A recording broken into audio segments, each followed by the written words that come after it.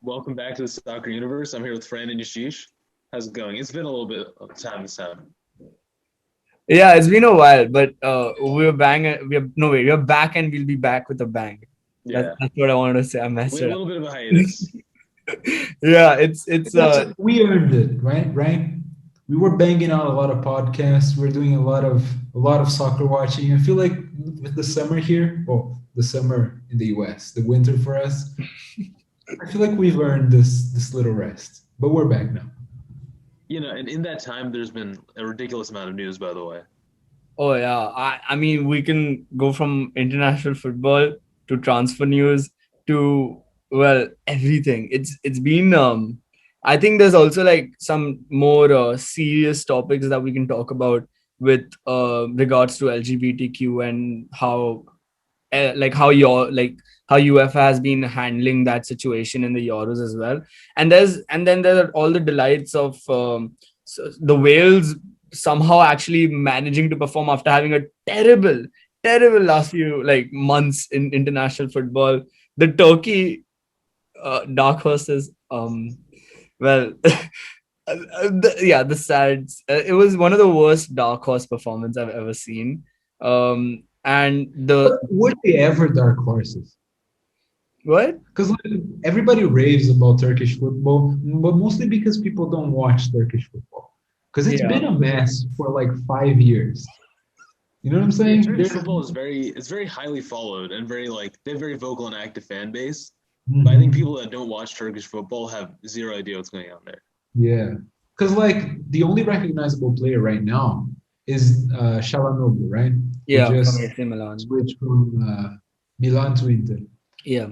And Çalhanoğlu isn't a very special player. Like, let's be honest, he's all right. Yeah, he'd be a role player at a good And, club. Soyuncu yeah, is good, but Soyuncu had a very subpar Euros, I would say. Uh, but yeah, I agree with you. Turkey were just hyped, like just overestimated what they would, how they would perform. I would say Hungary though were the real dark horses. I felt so bad. Oh, they genuinely like who would have expected? Like they were expected to be the team that all the above three teams are gonna just pick off, right? Just take them out one by one, get 3 points, a lot increase their goal difference. But they did not make it easy by any means.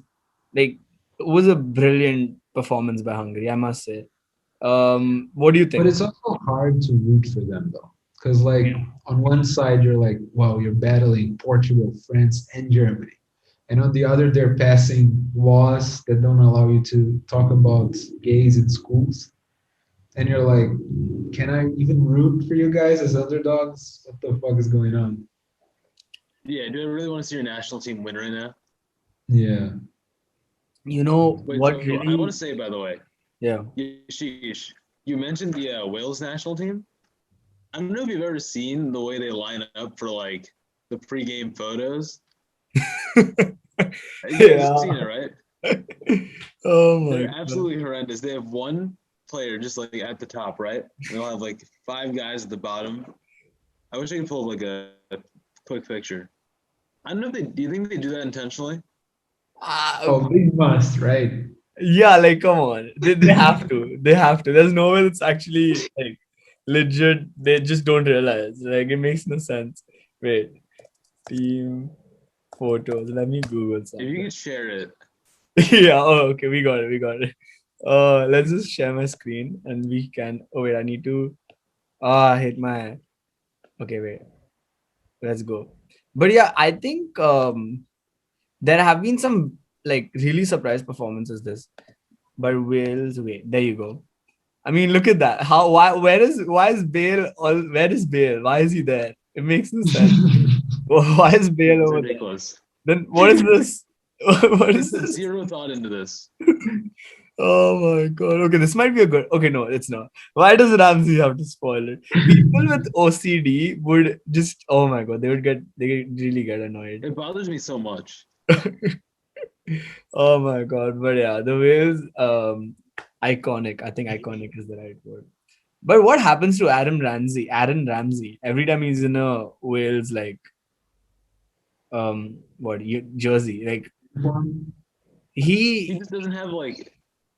The problem is he doesn't have players who are in like the first team at like some of the biggest clubs in the world, right? Now you're just playing with the Welsh national team. There's a big downgrade in talent. So I think like when he's he has so much responsibility. I don't think it's like I don't think he can do that much at that point. Yeah, I think that makes sense. It's like, have you seen the movie A Beautiful Mind? It's about Yes. James Nash, John John Nash. Nash, John John Nash, Nash. the dude Yeah. who kind of brought game theory into economics and made a big deal out of it. I mean, rightfully. But so there was this one scene in which he went like, when there are like four girls at a party, there's always that one girl who thinks she's the prettiest and is like the alpha woman of the group, right? So he goes like, you should never go and hit on that one prettiest woman, because the thing is, she's gonna reject you. That's how it works. That's how life works. That prettiest woman is gonna get hit on by a lot of guys, and she's not gonna accept you. Whereas after that, what happens when you like don't hit on that one woman? You go ahead and you ask the not so pretty women that, oh, you know what? Do you want to go? Do you want to dance with me? Now those girls are like kind of ego hurt, right? Like, why I'm like what second option? Actually, I don't really know where I'm going with this, but this sounds very good, so I'm gonna go ahead.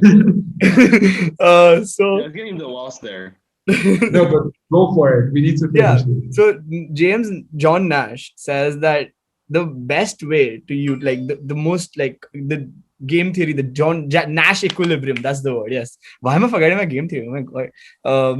So Nash equilibrium is basically, instead of go to the prettiest woman, you directly go and hit on the not so pretty women, right? Because they are never hit on. Whenever you're there around the pretty women, they're never hit on. So you just go to that. Now Ramsey in this case is the pretty woman. You get it? Because the other women around him are not so pretty, he stands out more. Everyone wants to praise him. Everyone wants to go to him. I actually made sense out of that. I'm a Nice. genius. Yo, we need Okay, to make this a wild. segment. Every week, you bring in a movie, a metaphor out of a movie, and apply it to soccer. We need You know this what? as a I'm gonna segment. try that. I'm gonna try that every time. But let's hope it works. That was really long, kind of grueling, but I'm glad we got there at the end. But yeah, so Aaron Ramsey is basically that. He is just a kind of pretty woman around, well, not so pretty woman. I feel like I am being so objectifying and Wait, yes, also the disrespect towards the best player in Wales history, then the boy wonder James, Oh, yeah, of is course. absurd. Because if anybody's the pretty woman, it's that it's James. Daniel James. Yeah, I mean, oh my god. But yeah, Daniel James, I've said it earlier. I think he's a fine player. He is. He's okay. It's not a like. I mean, I don't hate him. that's not false, but he's just not like. That's all he he's is. a He's Man U just gonna be starting like, winger. oh, he'll play like 15 games off the bench for United. That's his level. Like, but it's fine. Some people are. Suppose that's their ceiling. Like, you can't hurt that. You're still gonna go down as a United player, and hopefully there's a team, a starting 11 ahead of you that's good enough to win trophies. So you get some medals. I mean, that's the life that Daniel James is gonna have. It just Yeah, that's the life it's true. That's easy though. That's fine. Just yeah, sit on the but bench Ole for Gunnar 15 games. Solskjaer is adamant on making him into the next Cristiano Ronaldo, which is just annoying. So one of the reporters that I follow, he tweeted out that Ole Gunnar Solskjaer does not want the transfer of Jadon Sancho, right? And I'm like, fair enough, right? Like, I can understand why. Maybe you want to invest that funds into like a CDM, into a center back, and maybe when you're doing that, right? So I'm like, okay, so that might be the reason. So the sentence continues, because he thinks it will it will hinder the growth of, and I'm like, fair, okay, Mason Greenwood, he might say, the growth of that. There's no way. If I can find the tweet, I'll show it to you all. But I was just like, that's some form of satire. That's not real. but yeah, I mean, Go ahead. I was just like, oh my god. But yeah, we can get to the transfer news later. Let's just round up the Euros. Which teams have like caught your eye the most? Like which teams have been the ones that you go like, oh wow, this team I didn't expect this. See, I expected Italy to be doing well. I feel like they're doing better than a little better than what I thought they would. However, they haven't faced very strong opposition yet. Yeah. And I'm really worried that like on the first game into the knockout stage that they face a stronger team, they might just collapse, you know. But I have been No, I absolutely agree. They impressed played with them. Wales. I think I'm checking now. So far Yeah. Italy's had Wales, Switzerland. Yeah, not very stiff competition so far. Yeah. I agree with you. I feel like Italy did perform well. Like I don't want to take it away from them, but suddenly, like you know how football fans have like this way of like just following the flow. Suddenly, Italy's now suddenly become the favorites ahead of France. Like I've been seeing it on Instagram, on Twitter, everywhere. Everyone go like, "Oh, Italy, they're too good." There was this poll I saw on YouTube, one of the football channels I follow. It was like, "Who are your favorites right now?" I saw it today itself, and I said France. Like I still think France are the favorites. But Yeah. France had 30% of the votes, and there were like other teams as well. But France had 30% of the votes, where Italy had 54%, and I was just like, come on, like fair, right? They have the potential to reach the semis, maybe even the finals. You never know, but I don't think they are the favorites. They haven't done enough to justify the tag of favorites, right? But they certainly have like performed really well. Like we cannot take that away from them. But now suddenly I have a feeling people are going to start over expecting, you know. I agree. No, football fans are very, very fickle, and also, yeah, France has had like, an insanely hard group stage to deal with. I think you have Portugal, Germany, and Hungary versus Switzerland, Wales, and Turkey. I think it's just one team is going to shine a lot more early on.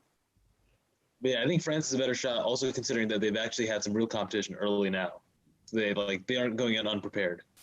And based on like some of the performances by Germany, okay, not some, just the one game against Portugal. If Germany can replicate that performance that they showed in Portugal against Portugal and not play the way they did against Hungary, especially in that first half, Germany could very well be that like team. They could genuinely destroy Italy if they want. Because that game, they were brilliant.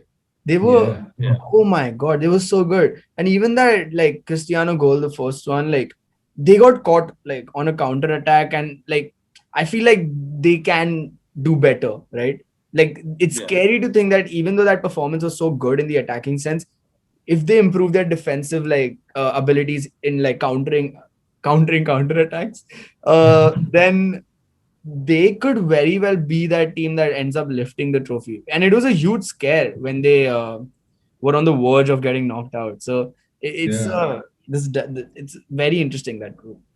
No, and here's the thing, right? They only actually need to do it to figure it out for one game before the final. Because if they beat England, right? Because they drew England in the knockouts, the road on that side of the draw is so easy. It's so easy. Whoever wins that game has to play either Sweden or Ukraine. That's easy. And then on the bottom side, you're either playing the Netherlands, Czech Republic, Wales, or Denmark. Like whoever wins this match will make it to the final on that side. I agree. But the Netherlands could very well pose a threat. But again, that's a very like I feel like if Germany win this, they're reaching the finals. I agree with you completely. I think they're beating all the teams. Whereas I don't think England can actually beat all the teams over there, if I'm being very honest. Like I think if Germany wins this, they go through the finals. Right? I think there's no doubt about that. But if England win this, then anyone could go through the finals. Because England is just that kind of team. Like they could very well lose to anyone out there. It's just that kind of team. Yeah, that's what I was thinking. I was going to ask who you think is most likely to pull off an upset and against who. And my first pick for that would probably be England. Yeah, but I think the upset, like I think there could be an upset. There could very well be an upset in the round of 16 itself.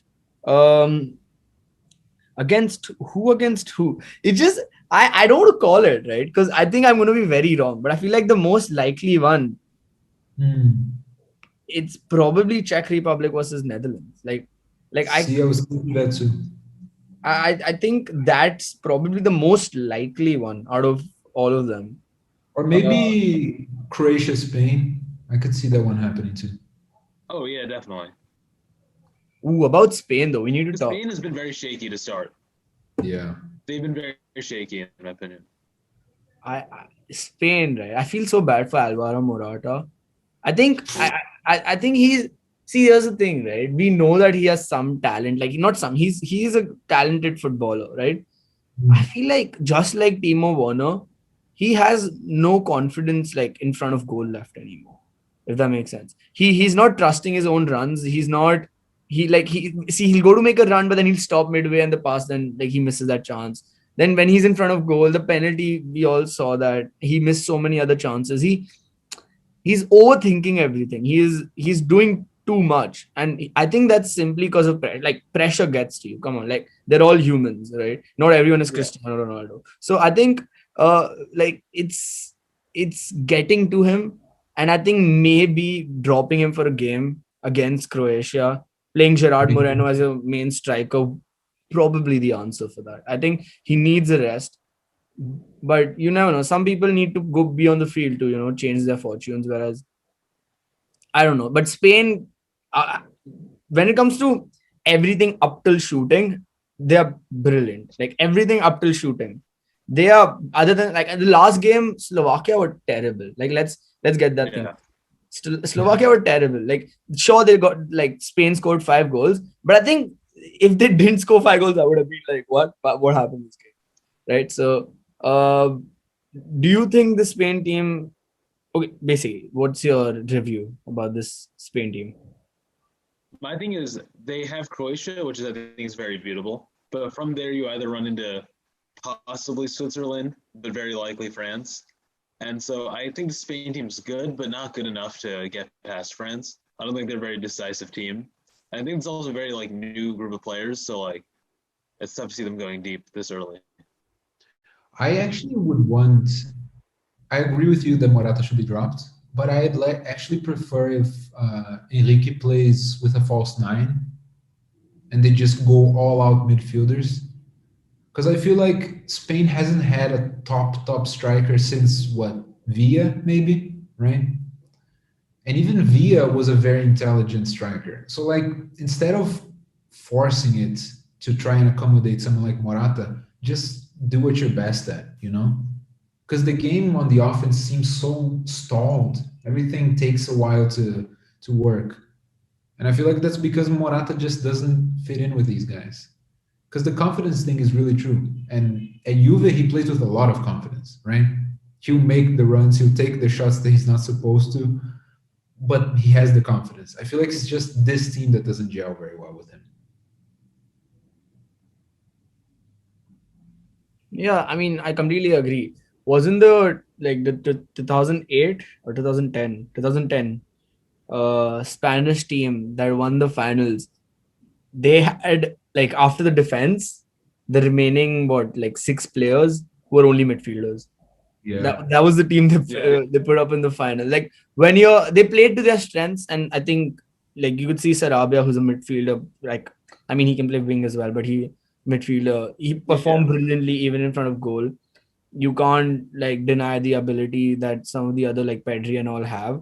So I think yeah, that might just be with the way to go. But then again, Luis Enrique hasn't really done much wrong, to be honest. Like this, I No, think he No. hasn't like the Yeah. Spanish team has been good. Like I think Aymeric Laporte, I didn't expect him to gel in so seamlessly, into a team that he's Yeah. never into a nation that he doesn't even speak. You know that meme that I don't speak Spanish one, the dude singing, but I don't speak Spanish. I don't remember that. But yeah, okay, never mind. Yeah. You never know.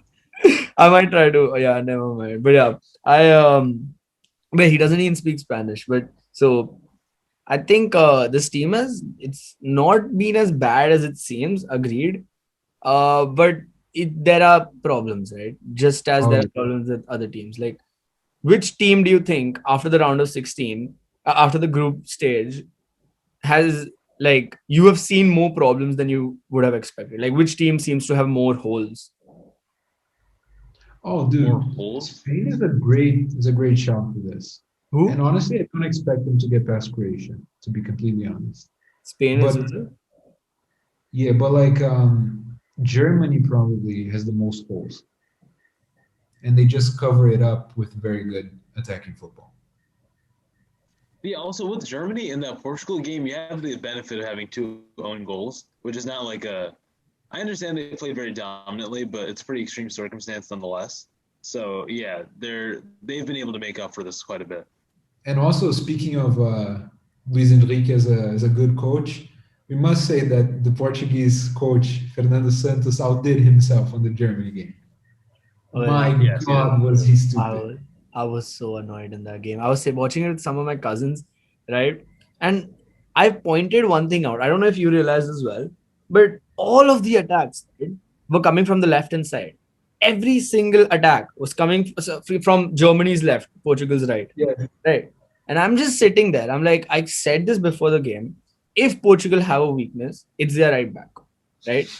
Yeah. It's no, common but sense. here's the thing: it's not the right back, it's the manager, dude. Because Portugal were defending with a back four. Yeah, Germany were attacking with a front five, right? exactly. Because Yeah, Kimmich dropped in from the right, Gosens from the left. exactly. Fernando Santos did fuck all to fix that. Yeah, exactly. I was He I could have, was sitting there yeah, and I'm like, you have to shift back to back three. Like that's the only way you can combat this. You can't expect a Nelson Semedo to deal with two attacking players at the same time. It's impossible. right. I agree with you. It was, and even keeping Diego Jota out there for so long, Dude. Oh he my was God, yeah. atrocious that game. Like it was. Why do you keep him out for so long? It just, yeah. All the praise that I gave him before that game, like for a while, like I just went like, oh, this is why do I always have to experience teams that I support have this terrible in-game management? And why couldn't Gerard Moreno mess up the penalty against us? It is, bro, like, come on. It's just if he has to hit the pole, why is he hitting it against like whatever team he messed up against? Right? He should have messed it up against us. We would have won the Europa League. It would have been happy. I was, yeah, never mind. That just, yeah. uh, but yeah, I agree. I No, I think think yeah. No, Fernando Santos Santos is really. definitely he's definitely running on the fumes of the 2016 title at this point. No, and like I get I get the defensive mentality, right? That all makes sense. Especially when you've been coaching Portugal for a while now and they haven't had this kind of talent since like a couple of years ago, Yeah. right? So I understand the defensive mentality. But like you can also be a little pragmatic, right? Because in that Yeah. the Germany game, if he'd played two out and out wingers, so Jota and Rafa maybe, then Germany couldn't have been backing with the fullbacks that much, right? Because they'd have to defend. So like a little adjustment would have saved you the game. But he doesn't think of these things. And I can't understand why they're happy to have this guy when you have Ronaldo on the other end and he's playing the tournament of his life, right? He Yeah. just tied the most goals internationally and he scored what 5 and 6 in 3 games, something like that. Yeah. Wild. I mean, Archit, I know how much you love him. You must be Yeah. excited. No, I saw the thing where he's tied with Ali Dai, and that's what made me really happy because that guy's had the international like record for the longest time now, and I don't know. I don't think any. I think most casual soccer fans have no idea who he is. So yeah, seeing him finally get there was really impressive. And the goals too, man. He's on fire. I agree. No, dude, the France game was electric as well. It was. All these Instagram kids are gonna go like, oh, he's just scores penalties. Who cares? Who cares? And I've started realizing one of the things I hate about like some people is when they go like, if you score a penalty, you don't rate the player. It makes no sense to me, right? I'm thinking, Yeah. right? What is he supposed to do if he gets a penalty? What is the dude supposed to do? Miss it? Why? So that some teenage kids start rating him. It just if Cristiano misses his penalties, right? Even one, the same people who say, oh, he's not good enough because it's just scoring penalties, will say, oh, he's so bad he can't even score a penalty. Yes. Oh yeah. And there's more to this too, because like I've been thinking about this. See, scoring penalties has always been a skill that some players have, right? But back in the day, they used to say like, "Wow, if you can score penalties, you have a really strong mentality, and you're like very good player." Yeah. And scoring a penalty is something that like makes you better, in the eyes of people. Now, when did this narrative flip? Because it flipped recently, and it was because of Ronaldo and Messi. And why did it flip?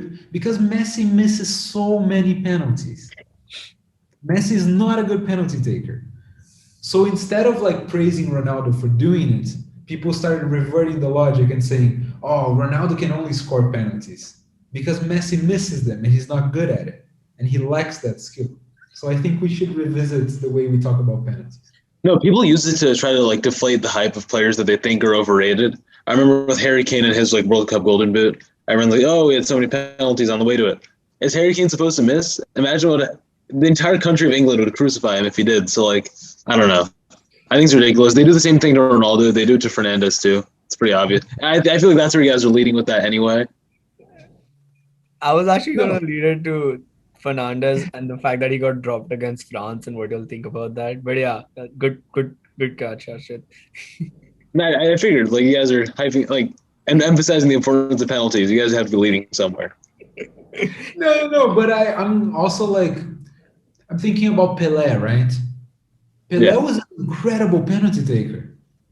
Nobody could take penalties like him, but we undervalue that legacy.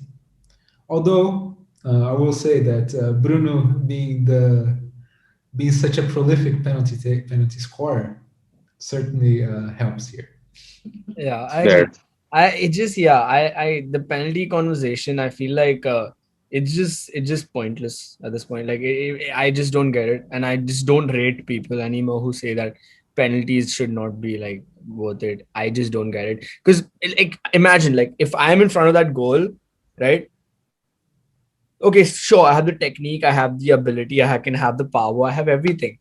But more important than any of that is my head. Do I have the Yeah. cool for it? The one penalty that comes to my mind every time I think of the importance and difficulty of penalties is the Rashford one against PSG. Do you remember Yes. that?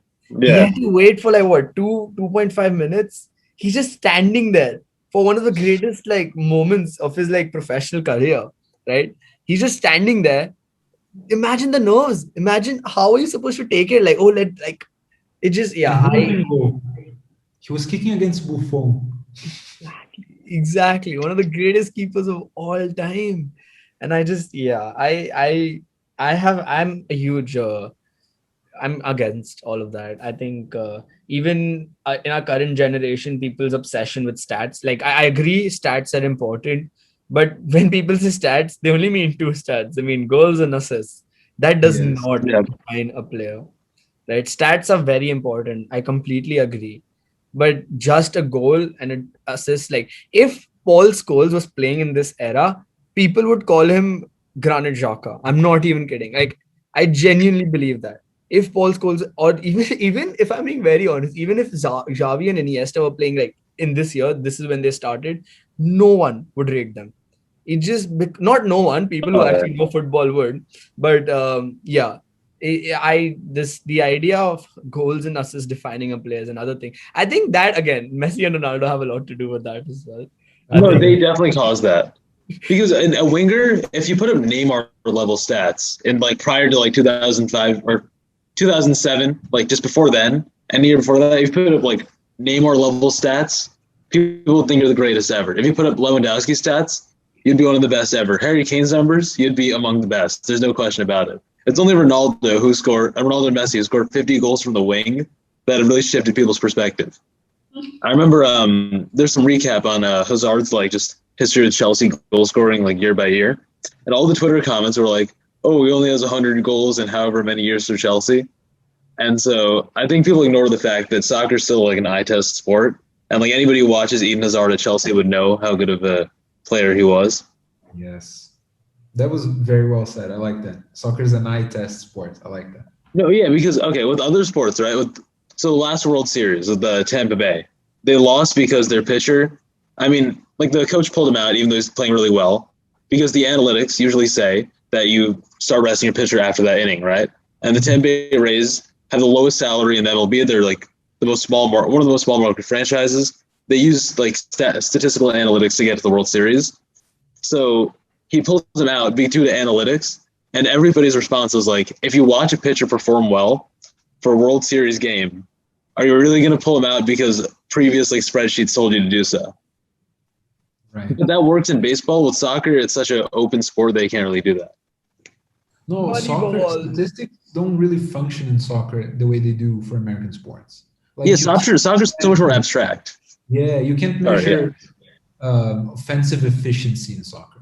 None of that stuff with percentages works because there's so many variables, right? It's 11 players against 11 players, and they go into each other's halves, and they're always touching each other.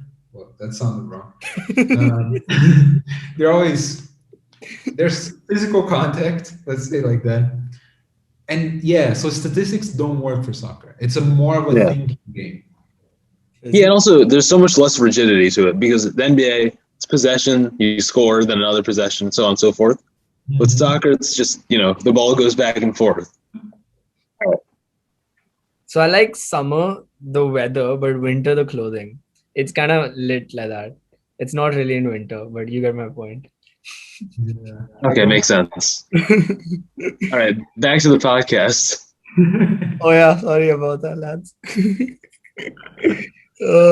We didn't. Where were we at? We touched upon it, right? But we didn't fully talk about it because of Wales. Of course, it's Wales. It's always Wales. But Hungary, right? The love hate. Okay, not really love, more hate. Towards like everything that's revolved around the homophobia, right?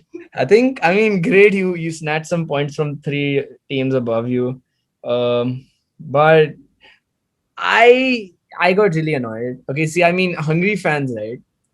Why bring homophobia into the sport? Why bring homophobia? You come here to support your country, right?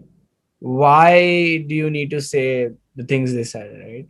It just, and I mean, it's just the very nature. Can I go on like a slight monologue of like a few minutes, couple minutes, maybe not less than that. It's not exactly about football. It's a little bit more than that as well. I've come to realize that there's like an inherent problem in human beings, and it just really annoys me. Like throughout my life, I've seen my father, I've seen my family like try to bring about change. My father's his own NGO, and I've always like been in this sheltered life kind of, right? So I've seen him do good things, right? I have been given the best of things by my father, and I've always had to live a luxurious, like I've never had, but over the last, I would say like 2-3 years, I've become more exposed to the world. Now that I've gone to New York, I'm becoming literally out. I'm literally going out in the world, and I'm reading more everything that's happening across the world. I used to read news like the Israel-Palestine race fight. The idea of Israel wanting to literally it's just humans need that power. Humans want control. Humans have their own biased, in like discriminatory ideologies, right? Hungary, you see what's happening in terms of people having their own weird ideologies and not caring about human lives. Brazil, and then you think about how military is fighting against the government, causing harm to the very people they want to rule over. You see Myanmar, Ethiopia, people are dying from starvation, while countries like the United States only care about building more and more and more and more of arms, not helping. People can't afford healthcare in the United States. People can't afford healthcare anywhere. People are dying in India, whereas funds that are needed to go towards oxygen are going towards the president or the prime minister making a home for himself. He's using tax money to make a home for himself when people in India, millions of people in India are dying. I just don't understand it. When you see so much tragedy around you, when you know you're causing that tragedy, right? When you know that, okay, that person is a human, I am a human. We are all humans, right? We're all the same inside. We're all the same people. Why would you discriminate? Why would you let power and control take the better of you? It just I don't have an answer. I don't have an answer to how that can be solved. I don't it just I feel like people need to think about it more. I think that's the first step. In Yeah. we cannot move forward if people don't even realize the first step to solving any solution is realizing there is a problem. Solving any Yeah. problem is realizing there's a problem. And I don't think enough people realize. I didn't know for the last 2 years. I barely understood the world. Like I had no idea. I was just still in my bubble. And I think that's, and the reality is the people who are in power, people who have the privilege, like me, for example, right? I have the privilege. I have my father's, like, the connections he has and everything. We are the ones who will be the last to realize it, right? I am the Yeah. one who will be the last to realize it, but we are the ones who can make actual change. I think the more educated people who use social media, we need to make sure that sexism, racism, casteism, and stuff like that, it needs to get eradicated, and it can't get eradicated overnight. Everyone needs to realize that there is a problem, talk about it, understand that we cannot let this move forward. The environment is dying, people are dying, they don't have homes, and all some governments can care about is money and control. It just Yeah, and it's I think in regards to the hunger situation, along with everything going on with Pride Month, it's hard to. I mean, when it comes to educating an individual person, I think you also need to hold accountable like the governing bodies, because we saw what happened with the UEFA. You know, they I think they want to light the Allianz Arena, I think, rainbow, and then UEFA's like, no, we can't do that. They probably something along the lines of we have sponsors like in different countries, whatnot. And so, yeah, I don't know. It's you have to hold these kind of governing bodies accountable as well. Because like I remember a couple months ago, everything's going on with the Super League, and then people are like, "Oh, great, UEFA got control of the situation and is fining all the responsible clubs." And I think even at the time we're saying that like UEFA shouldn't be celebrated. You know, they're a pretty scummy group of people as well. No, that's exactly right. And I like that what you said, Yashish, because it feels like we need more empathy nowadays with everything that's going on and the pandemic on top of it, right? So much death, and I feel like the lives become numbers, and we kind of forget that they're people too. And if we had a little more empathy, we'd find common ground, right? I agree. I completely agree. It just, yeah, I I don't think change can come overnight, like I said, but I think over time we have to do our best to do something, Yeah, and hopefully like I think our generation, at least the people I speak to, who are again the more educated people who are like my age and all, I think they're starting to realize. And I think NYU, the university, I don't want to big up them because they again do have some issues with themselves, but I think the students at NYU are quite understanding. They understand the yeah, problems, and they aren't blind or ignorant towards this. I think a lot of the people I've met, they actually want to do something, and I'm glad I'm in an environment such as that. So there is hope. There is hope. I will never lose hope. That's the thing. No, at NYU, everybody is very socially motivated, yeah, certainly more than in other universities in the US. And there is the feeling that we're impacting change in a way. At Yeah. least our generation as a whole, we talk about it much more than previous generations. Yeah. I actually went to a protest this weekend here in Brazil to campaign against or protest Bolsonaro, and now the law that they're passing in Congress to end the demarcation of indigenous lands in Brazil. So basically, that would mean indigenous people do not have land anymore, and all the forest that is preserved because it's indigenous land can become cattle farms, right? So yes, so we went to the street this weekend, and dude, I kid you not, there must have been like 160,000 people in the street, and this is just in São Paulo, okay? that is a lot of people, and it's people of our age, because we can go out now and slowly more because the vaccines are coming, but we can go out and we can impact change. We can have our voices heard. And I feel like our generation really has that chance now. Yeah. There's this Definitely, yeah. Veer Das is this comedian, Indian comedian, and Oh he's yeah. brilliant. I think you all should check him out as well. He all of his stuff is in English, but he's brilliant. And in one of the comedy specials and Netflix specials he did, and that he said the Indian government, the thing that they're most scared of is the youth. So he basically starts by saying, I just want to start by saying, I want to say that thank you to the youth. The one thing they're the most scared of is the youth.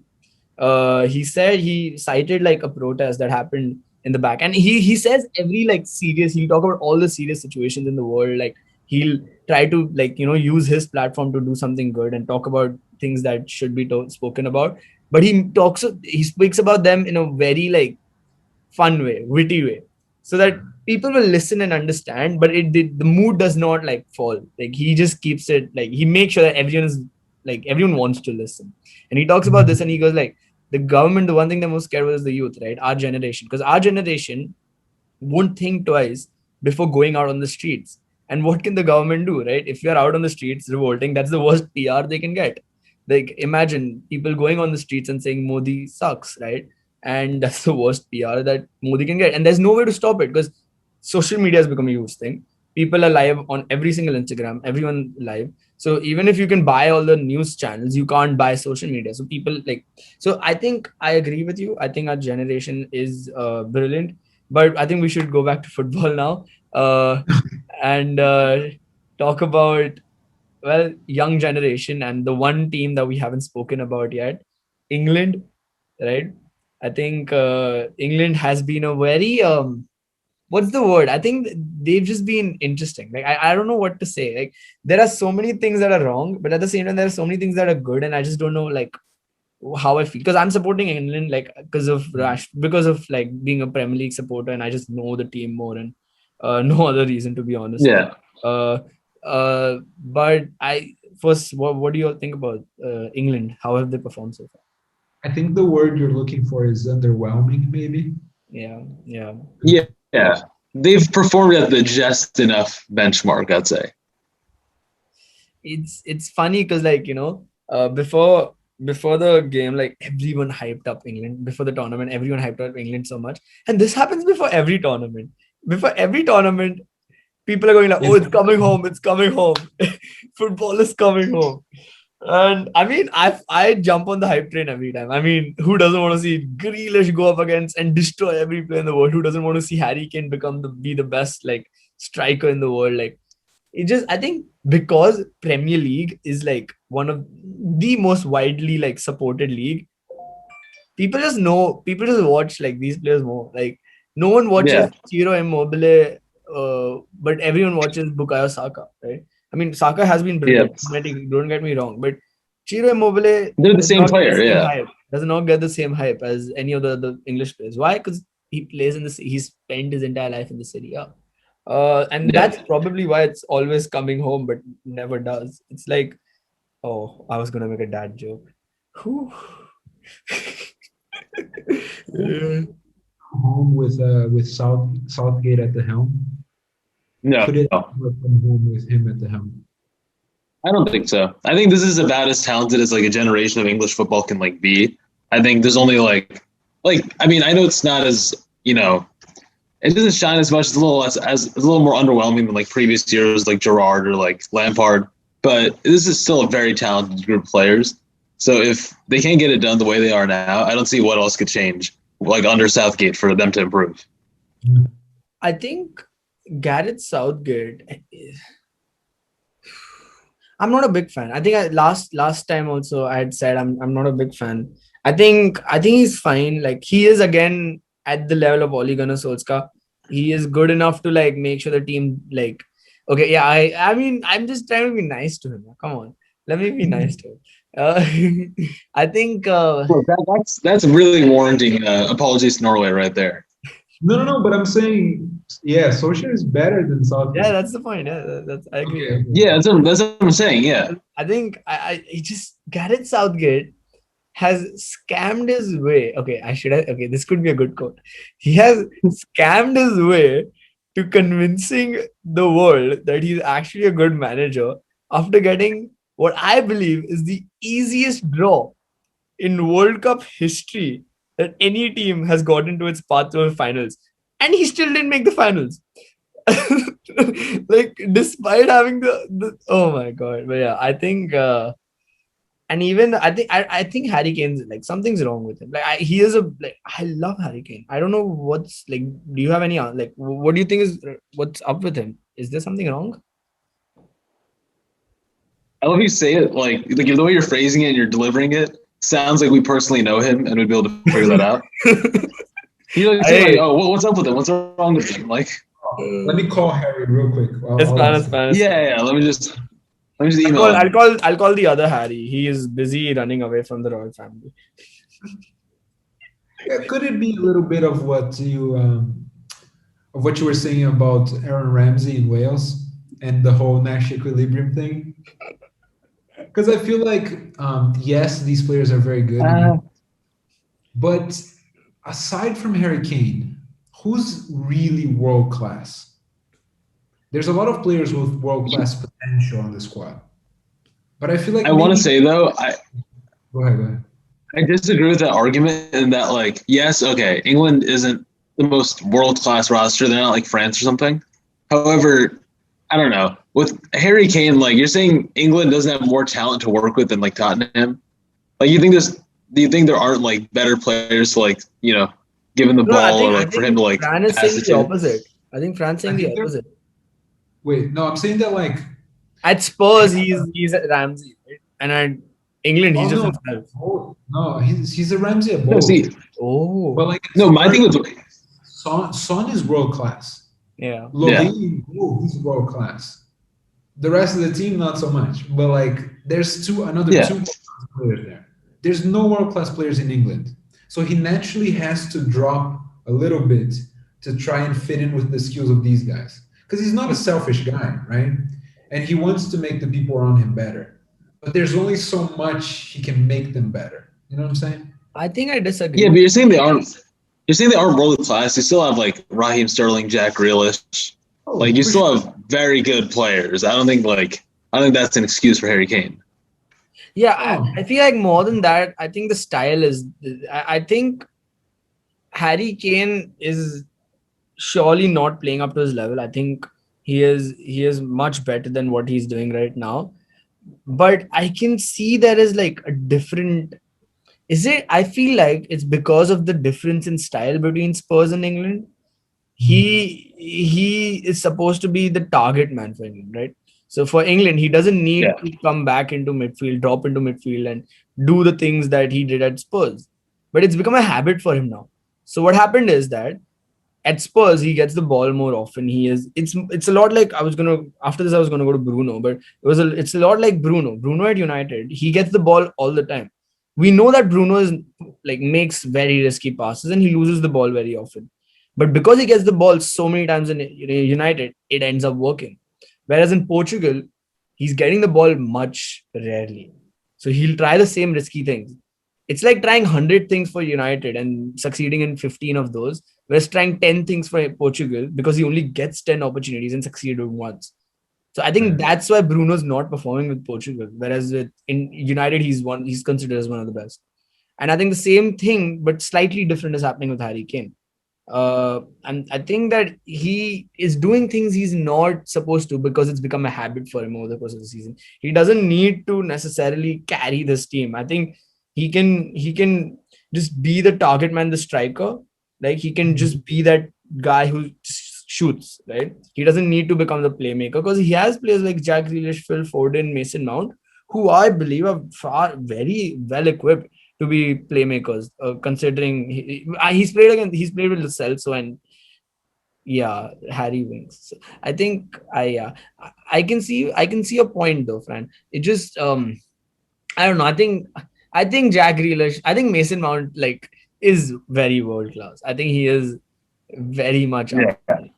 I think his last season guarantees him a spot as a world class player. Again, I'm No, not I saying mean, he's one of the best in the world. I still think he's world class. no, but like he had a I world don't know class. about guarantees. Yeah, like he had a world class Yeah, I season. wouldn't say guarantees. Yeah, but he did. He's not. It didn't guarantee him as a world class talent. I feel like. No, that's something that happens over the course of like multiple years. That's not like you have one good season, you're world class immediately. I mean, yeah. Okay. Also, But even then, Mason Mount is still that player who had that season. one last question about England. Where is Jadon Sancho? Bro, Ta-da. In it's tonight's the show, He's just trying on Man U kids in the dressing room. I mean, it's very close. He soon might be. Yes. Uh, it's but yeah, Southgate. I think he is missing. It just I don't see when you need a team like when you're not scoring enough goals and well all the issues that England has played 3 games, scored 2 goals. They had 3 shots on target before this game. So in the first 2 games, they had 3 shots on target. This Yeah. team, the entire nation, scrimped and still screams. By the way, it's coming home. Your team had 3 shots on target in the first 2 games. I don't know what to say. Even Murata has more. So I mean, I don't know what else to say. So to like back to the start of this conversation, then, dude, does this not point to Southgate? Like, is this not who this falls on? Probably. I mean, I think he's not doing the best. Like, I don't think he's doing the best in terms of the player selection, nor is he doing like the best in terms of like. I think James Ward-Prowse should have been in this team, and Grealish should be starting. And I'll explain to you why. I would say James Ward-Prowse with in the dead ball situation is one of the best, if not the best that England have. Right? Mm. Calvin Phillips has been brilliant. Like he has been really good. I agree to that. But I think if you put James Ward-Prowse in, he brings a different dimension, right? With the amount of fouls that Grealish wins, right? You can just exploit that. Like England haven't scored a set piece goal in the last 5 games because they don't have a good deliver. Like they don't have someone who can deliver the ball very well. And James Ward-Prowse would have added that different dimension when they can't score from open play, like they have been struggling over the last 3 games. If you have a James Ward-Prowse, because Trent got injured, right? Because he would have been the guy if it wasn't the case. So yeah, I think Gareth Southgate, player selection, even management to a certain extent, like his systems. Germany is going to be a huge test. It's going to be like Italy. England still did face quite an easy group. Like I don't think they're still like Croatia was subpar in that game against England. Like they started coming alive in the next couple of games. They weren't themselves. So I don't know. I think they're going to get destroyed. We should probably do a So with prediction. that in mind, predictions, right? Yeah. Yeah, nice. Okay, let me So check my for you just go in order. Wait, yes. There you go. Yeah. Can you see it? Perfect. Not yet. Oh, Can you now see- yes. Okay. All right, so we can go from left. Wait, you have like Oh, I don't have that thing. No. yeah, sure. Like to draw it on at least. Oh yeah, I can do that. Yeah, try doing that, and then we can save Okay. the predictions at the end of the day. Wait, how do I draw? I'll just make like an arrow. I'll just make like whoever goes on. I'll just like draw. Cool. Yes. Yeah. Let's start on the weak side. Okay, so Sweden versus Ukraine. What do you think? Probably Sweden. I agree. I feel like Sweden can play a very tight game and just don't let Ukraine score. And then I feel like they go. Yo, what the hell just happened? Undo. This is going to be very bad. It's going to be very bad drawing, guys. Oh, wait, I can use my fingers. Wait. Let's go. I still miss. Just- Okay. But yeah, I agree with that. that. I think it's gonna be Sweden as well. I think Sweden have more dynamism than Ukraine does. Agree. Okay. Okay, England versus Germany. This is a very interesting one. I think I'm saying Germany. What about you, Fran? Are you I'm gonna be gonna say there? I feel Yeah, I like think it's Southgate's not gonna be able to cope with the 5-man beast in attack, and England are just gonna crumble. Five-headed snake. the thing is, Yes. if Southgate just messes up and decides for some reason to go with the back four, that's the end of England. Like Yeah. he has to go with the back three. But if he just that's the first step he needs to like not get demolished. So it's gonna be interesting. Let's see. Netherlands versus the Czech Republic. This is the one that I called out for a potential upset. Potential upset. Yes. I don't think it happens here. That's what I think yeah. Even though this could be a potential upset, I think I would vote for Netherlands. I'd back Memphis Depay to carry okay to bring it home. I'm going with Netherlands too, and Yeah. exactly for the same reason. I want Memphis to do well in this tournament. Yeah, I agree. I really like the dude. No, he's a great dude. Yeah, so Netherlands goes think on. this- That's Wait, what? Wait, are both of you all lagging for me, or is just one of you all lagging? It's just Archers, I think, or at Okay. least he's. Yes, same. Hi guys, welcome back to another Zoom technical difficulty show. Today, the person facing the technical difficulties is as Archit well. ready. So, Archit, are you ready? Wait, how have I never cracked that before? How have I never said, Archit, are you ready before? Oh my God.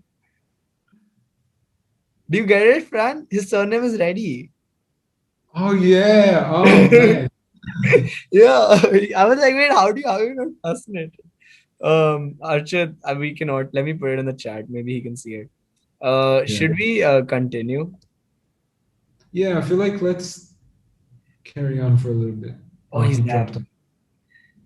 Sorry, guys, Okay. we have lost Archit. Let's keep on going until he comes back. All right, Wales versus Denmark. Now, this I think is going to be the most interesting of the. Like, I think this and the Belgium Portugal are the two most evenly matched Ooh, yes. games. I'm so hyped for Belgium. We'll do that last. So we'll go like in a U. Okay, nice. I like that. Yeah. Okay. So Wales versus Denmark. What do you think? Okay, I'm gonna shout out a friend of mine who says Wales is actually taking this thing home. He's the same friend who did the Liverpool fans voice. You remember that? A long time ago. Yes. I am a man's back. I'm gonna go with. We're back. I'm gonna go with Kyle's prediction and say Wales wins this one. Wales. Archit, welcome back. Wales. Wales. Oh, I'm back. Wait, so was it just me that got kicked out? Yeah, it was just you. Oh, damn. All right, Wales. I would actually call. I would back. Oh my God. I just remembered Christian Eriksen. I was so devastated. I was so done. Like I was so scared. When that. Oh my God. Okay. Let's no negative thoughts. I'm glad he's all good now. Yeah, I'm glad as well. All right. This is the first one we have from the insides. It's gonna look weird. Okay, I would back Denmark though. So I let's just have that's the first like non-unanimous one. This is the first non-unanimous vote, and I'm the one who said Denmark. I'll be the winner. We will remember this. Okay, I'll remember this. Okay, next is Croatia versus Spain. Now this was a potential upset. Both of you all, I think, Fran, was it both of you all or just Fran? I mean, someone said, but yeah. I think Croatia can beat Spain. I feel like Croatia will beat Spain, and then they'll have the rematch of the World Cup final World Cup in finals. the quarters. Yeah, I think so as well, but I feel like I should be safe here. All right, I'll say Croatia anyway. If I had money on it, then I'd be safe, but I'll say Croatia. Oh, I'm going against y'all again. I think Spain takes it. I think Spain takes it. But because of majority vote, it's Croatia. Next up is I think this is the obvious one, right? I think Yeah, Switzerland is is three. anyone against? Is anyone against this? No, it's France. It's France. No. Ta-da! Italy versus Austria. What do you all think? Italy. Yeah. Yeah, Like, I think nothing much to say. Oh, this is the one now. This is the one. Belgium versus Portugal. I would say this is the most difficult one to predict, right? It's easily the most difficult one to predict. But yeah, go ahead. What do you all think? I'm going Portugal. Ooh. See, I'm confident. hasn't been playing up to what they can play. However, we were talking about a world-class striker 10 minutes ago. There's Romelu. another one here, and Lukaku has been on a tear. My God, this guy's so good. Like he can carry this team sometimes. It's wild. And Yeah. can Pepe hold him off? Can Ruben Diaz? I don't know. I feel like this could be like a 3-2 game, Yep. high Yep. scoring. But I'm not gonna go against my brother who's born in Portugal. I'm gonna say Portugal goes through. I agree. I think it's gonna be a high scoring game for sure. Because both defenses have been shaky. Portugal, for all the talk about them being a defensive team, have conceded the most goals out of anyone in that group. They conceded like 7 goals or something. 6 goals. Yeah. So the defense has been shaky. I completely agree with that. But I think Belgium's defense is shakier than Portugal's defense, right? And I think Portugal's Oh, attack and Belgium definitely. attack are pretty much on par. Like, because Cristiano is another guy who's having a tear of the like a brilliant tournament, whereas Lukaku is the other guy. It's really gonna hurt watching one of these teams like get out. But I think it's Portugal. I think Portugal goes through. Also, just for the amusement of all of our viewers, do yourself a favor and look up the Romelu Lukaku Vogue cover. I just think it's hilarious. Oh yes, yes. That was a thing of beauty. It was a thing of beauty. Oh my god. So now let's go on to you Also, again because the left one is far more interesting to keep for the last. wait, Yeah. just one thing, real quick. Lukaku is a beautiful man. He is. Yes. I Yeah, agree. definitely. Yeah, he is certainly a beautiful man. I agree. But yeah, next up is Germany versus Sweden. Easy, right? I think like I Sweden, said of earlier, if course. Germany wins this, I think they go through like Yeah. without hiccups. But Yeah, yeah, I agree. let's go with Germany reaching. Yes. All right, cool. Next is Netherlands versus Wales. This will be more interesting than people think. This is going to be more interesting than people are going I to think so as well. I just think Netherlands is a far more balanced team, so I don't see the upset happening here. think. I could see Netherlands crumbling under the pressure though. I agree. I think I love Netherlands, right? But I feel like some things, this Wales team, it manages to creep in like results somehow. It just manages it. It's just something up with this team. This is a daring one, but I think this is the place where I don't go easy. Like, I think Wales goes through, despite of me predicting that Denmark wins. So this is the weird part, right?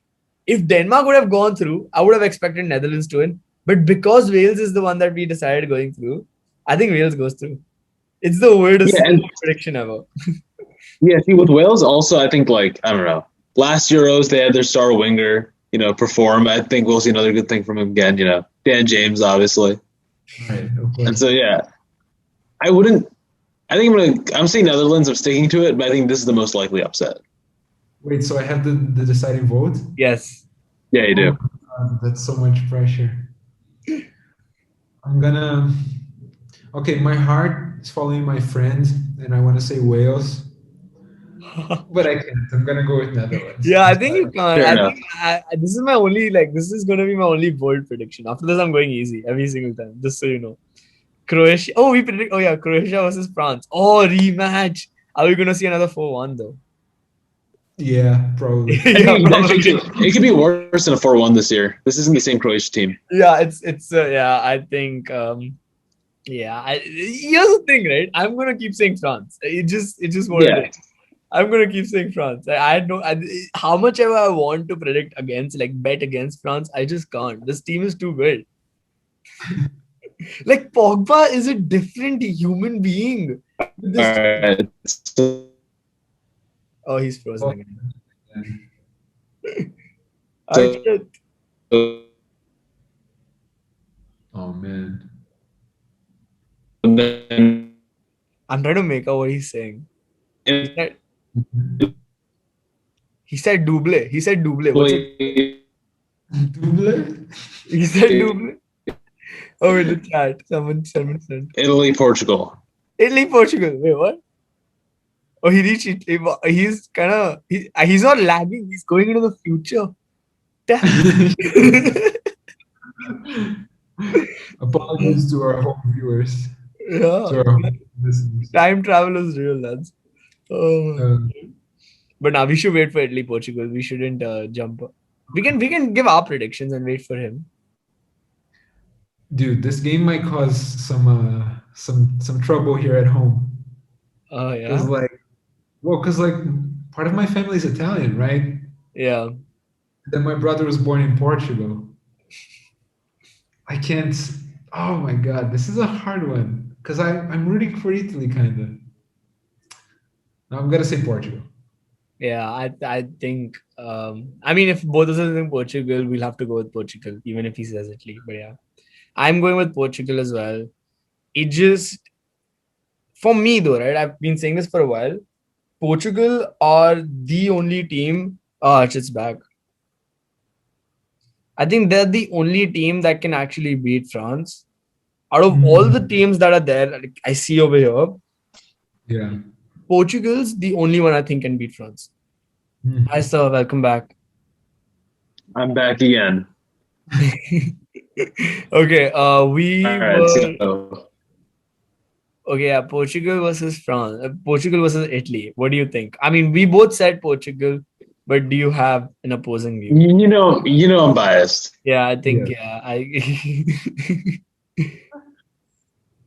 yeah. I mean, fair enough. Is he frozen Dude, I again? don't know what's happening with the internet, man. It's killing me.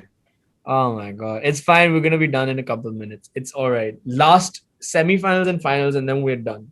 All right. Portugal versus France. Okay, no, let's go with the easy one. Yeah, I have Germany versus unstable connection. Netherlands. Germany versus Netherlands. I think. Netherlands. Ooh. Ooh. I really think so. I think this is where Germany could collapse right here. Ah. Interesting. Can we just acknowledge the fact that based on our predictions, 3 teams in the semifinals are from the same group? Yes. It's crazy how strong that group was. It's mad. Jesus Oh, Christ. Oh, and I'm yeah. gonna say Germany beats Netherlands, and we're actually gonna have a rematch from the first group in the finals. I agree. I Yeah. think Germany takes it. I mean, I did predict Netherlands losing to Wales. So I think I should be predicting Netherlands losing to Germany. And That's fair. that's the first team in the finals. This is the match. Look, actually, soccer's a weird sport, man. Yes. It is. I mean, I did predict Wales to lose to Denmark, but then I thought Wales would win against the next team. So I think it is. It's a weirdest sport ever. I agree. Yeah. It is the weirdest sport ever. But yeah, Portugal versus France. This is going to be a very interesting game.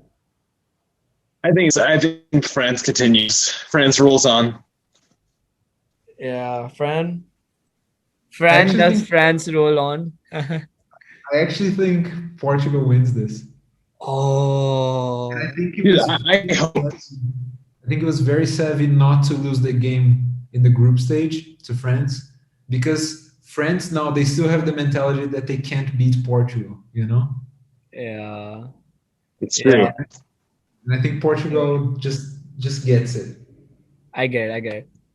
Okay, I know that Portugal versus France is a very important prediction, but I think we need to talk about something even more important. There was this brilliant display of Yeah. volleyball in the middle of a football game. And Archit, what do you think of that brilliant spike by a certain someone?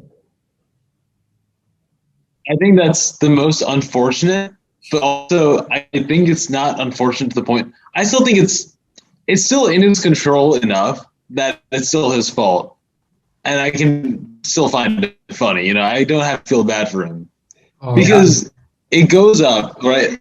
It rocks off the post, comes up, and he sees it coming up and coming down. And so it's his decision to jump and then push it inward, right? Like, is it not? Yeah, it is. It's completely his fault. And like the guy had saved a penalty, right? You gotta feel bad for him. He was on his way for a career game against Spain in the Euros, and then he just scores the most stupid own goal. Oh my god, it's the definition The from poor guy. Oh my Think god. about the roller coaster of emotion. The poor guy, he saves a penalty, right? Looks like a hero for his country. He sees a ball off the post. He's like, damn, I'm lucky, right? And that shot didn't go in. He sees it coming down. He goes, okay, I have an easy clearance here. He messes it up, and then he has to go and play for Newcastle. It's terrible. Why did we have to make fun of Newcastle over there? That's brutal. I feel so bad for him. Oh my god. Jesus Christ. But yeah, I think I felt so bad for him as well, but it was just funny. I died laughing because okay, the thing is it wasn't entirely his mistake. So I don't feel necessarily that bad for him. So I'm kind of happy. I was funny. It was a good moment. I just died laughing. Anyways, back to the big teams. France and Portugal. What You do have the deciding vote. what? I feel like you have the deciding vote in this one. Because Archie. Yeah, I said France.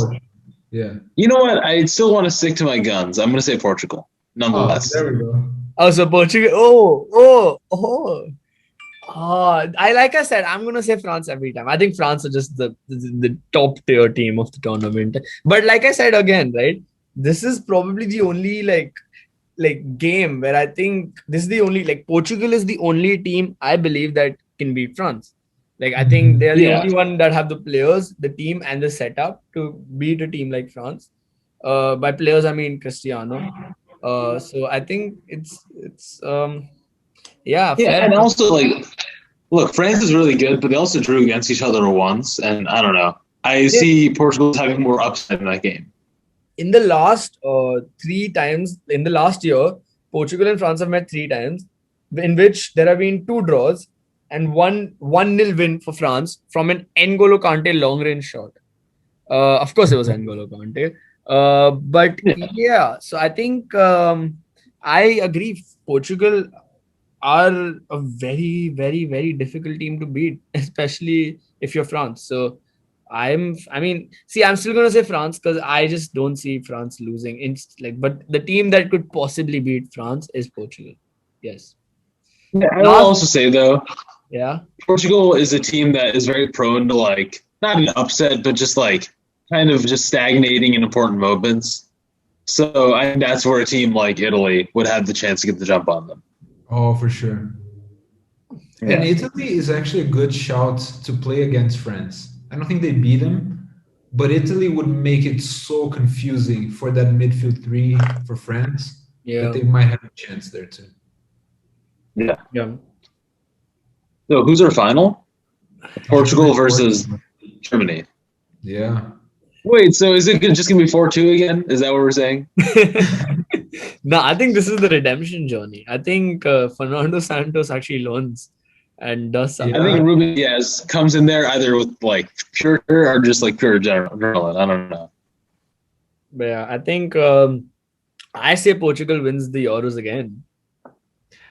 I think Germany beats Portugal. And I think that this would be the worst thing to happen to German football. Germany winning the Euros when they need to be rebuilding the squad, but actually they win it with this mission mash bunch, right? Oh wait, I disagree. I don't think that's I get your idea of prioritizing the long term, but I still don't buy into that logic. If you win a trophy, it's still good for the squad's the entire team's development and whatnot. It only helps them transition. It only helps them transition to a younger team. For sure. But what I'm saying is I don't think this team is the final form, right? This is a in-between generation. It's the next best that they need to be worried about. Here's what I'm going to say. Here's the thing, though. If the players shepherding you to that next generation are good enough to win a title in the transition, I think your next generation is nonetheless set up really well. But here's the thing. I think it's gonna stall the next generation. Because I mean, I know it happened with I know why you're saying that because it kind of happened to them after the World Cup, but like I think their best players are still getting younger. Like that fact doesn't change, and like the same. Yeah, they might have a slow period like where after the World Cup, Boateng and like Hummels, all these guys started getting dropped and whatnot. But I don't know. This team is still like a lot younger, so I don't think they'll have the same issue for a bit. No, I think it's a good point. But like I refer it always back to like the 2006 World Cup. Because after the World Cup, Germany needed 2 cycles to get back to the world stage, right? This is the end of the first cycle. They need a second one to really hit it. And I feel like this might stall the development of that second cycle. But see, I think that logic is really abstract. If they win the Euros, they won the Euros. Like I think it's only good for German football. I have a good analogy. So I think United winning the Europa League under Jose Mourinho, that's very similar to Germany winning this Euros. It's like you won the trophy, right? But it's kind of like, okay, the future, I'm not sure if it's bright now, if that makes sense. Whereas if they would have won like with, okay, no, that doesn't make sense though. No, you're with me, actually. Keep going. No, I see. Okay, no, here's the thing though, with Man U, right? Man U won the Europa League that year, right?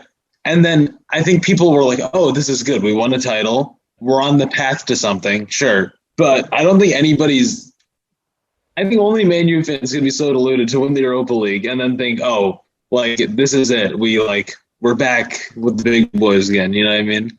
And so I'm saying the same thing with Germany. It's different though because the Euros is a pretty it's like the second most important competition a national team can play. I don't think there's a need to be worried about like false hope.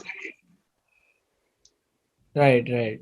I think I get it. I think I understand both of y'all, but I don't necessarily agree with either. I think Arshit is right. Like it's winning the Euros, like at the end, right? Winning a trophy is gonna make everyone happy, fair, right? But I can see where where France coming from, winning this trophy is gonna hide some of the problems the German team has, and it's gonna make everything seem like, oh, it's all okay. Why were we worried, right? Whereas there are still problems. You can win a trophy and not be a complete team, right? Whereas if you want to be like you want to be the complete team, you want to be the perfect team, so it is a possibility, right? It's like just because sometimes trophies can bring the feel good factor and just make people forget everything. Like, oh, okay, like we never had issues. So my one just contention with that is that not like the point of national football for Germany to come in, win this trophy, ideally, and then go home and just have a parade about it? I think that's like the point at the end of the day. That's what the investment in national football was for. Of course. But I think it's comparable to when Spain won their second Euro. Because that year was also a transitional year. And they just happened to play against very weak European opposition in the Euros. Then what happened in the next World Cup? They bombed out of the group stage, right? Because it hid all the flaws of the team and they won, But I agree. That was a good team continuing to win just because they're good enough to always beat their competition. I think Germany would be doing something pretty unexpected of this roster, I think. No, but the second Euros, that was a transitional year. Everybody hailed it as the Spain dominance going on, but they were changing the squad that year. Yeah, but they still had a structure that in place that was good enough for them to still win the Euros against the competition. Yeah, I think that still speaks to the strength of that core. Right, but then it destroyed Spain for the next World Cup. But I don't think that destroys them. I just think that's just another trophy. I don't think that hinders anybody's development. Do you want to make a bet for 5 years down the line? I'd be very much willing. So the bet is for the bet to even play in. It's contingent on Germany winning this. Yeah, exactly. Yeah, it's contingent on the So Germany has to win this first, then we'll make a bet. That in 5 years, I'm saying Germany will only improve, and you're saying they'll crash and burn in 5 years, assuming they win the Euros. Exactly. Okay. All right, I am with this. I'll put $50. What are the stakes? You're making the bet. What are the stakes? A man's pride. I will. Okay, since it's 5 years down the line, I like to believe we're all doing pretty well at that point. whatever international competition is going on, I'll buy Fran either has to buy tickets to a US game or I buy him tickets to a Brazil game. Okay, deal. I like That's that. the way to look at this. So do Okay. I have to buy my own tickets? Yeah, pretty much. Fair, no problem. But yeah, I get it. It's a very. I think both of you have good arguments. I'm gonna be the diplomat here, the politician. But so France says that Portugal wins the Euros, right? No, I Yeah. say. Oh, you said Germany wins. Oh yeah, but that's gonna be a bad thing. And Archit says that Portugal win the Euros, correct? Yes. So I'm the deciding vote. All the pressure on me, and I don't even get free tickets. I think Portugal gets redemption against Germany for the 4-2 loss. I think Cristiano is going to be a different animal in the finals this time because last finals he didn't get to actually win it. He of course he won it over the course of the tournament, but that game he's going to be a different man. But yeah, I think. Yeah, that and also with the very disappointing season Juventus has had, I really think Ronaldo's coming in here with just a now. That's such a messy diagram. Oh my god. Oh so my not gosh. user-friendly. But yeah, Portugal wins. So yes, I think that is it. Let's see how accurate our predictions are going to be. I think we've nailed this. I think we've actually nailed this. Yeah, I agree. I think we have the right mix of going by common logic and picking a favorite versus thinking a little critically and going for an underdog. It's balanced. Yeah, I completely agree with you. I think we've done a really good job there. But yeah, I'm proud of us. What? Man froze. No, nothing. I was making a joke. But yeah, I think we don't really have much time to talk about much else, and it's 3:30 a.m. over here, so I should probably sleep soon. Jeez. All right. So with that case, good night, Yashish. Then I'll see you guys next week. Apologies to Norway for not going further in this tournament. Oh yeah, I mean, they never entered the tournament. That's for not being in this tournament. Sorry. But yeah, goodbye, lads.